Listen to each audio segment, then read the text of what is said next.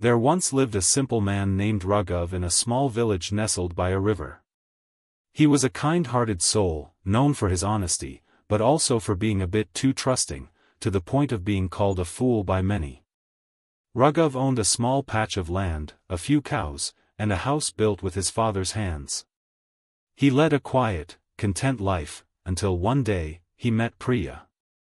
Priya was beautiful, not just by village standards, but in a way that turned heads everywhere she went. Her eyes sparkled like mischief, and her words were coated in honey. When Raghav met her at the weekly market, he fell for her instantly. Despite warnings from friends who whispered that Priya had a reputation for using people, Raghav ignored them all. He believed in love, and even more, he believed in her. Soon, they married.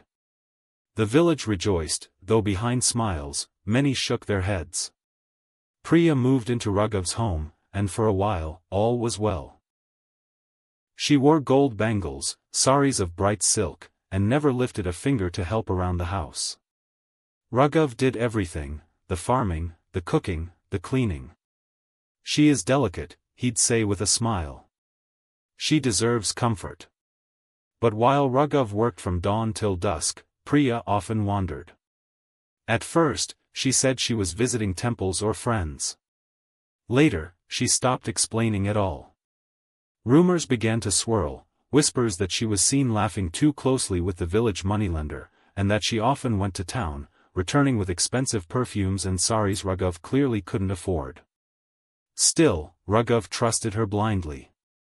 One day, Raghav came home early from the fields, his body aching from working under the scorching sun. As he approached the house, he heard laughter, not just any laughter, but a man's voice. His heart froze.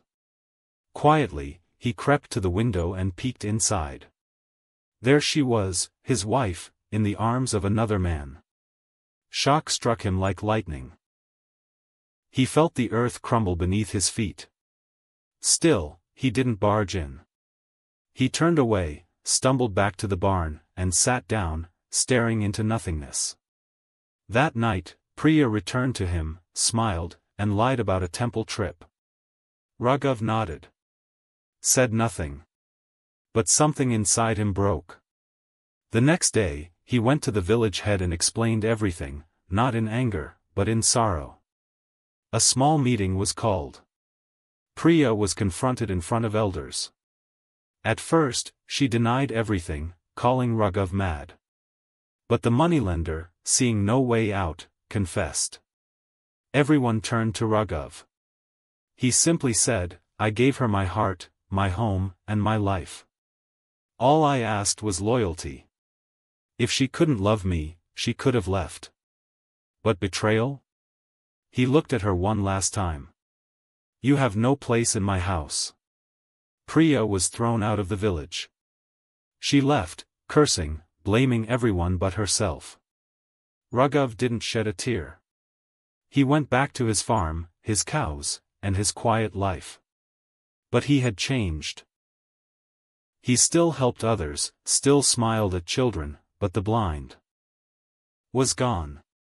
He became wiser, not bitter, but stronger. He told young men in the village, kindness is good, but never lose your self-respect in the name of love. And so, the foolish man who loved too deeply became the wise man who taught others the price of being blind in love.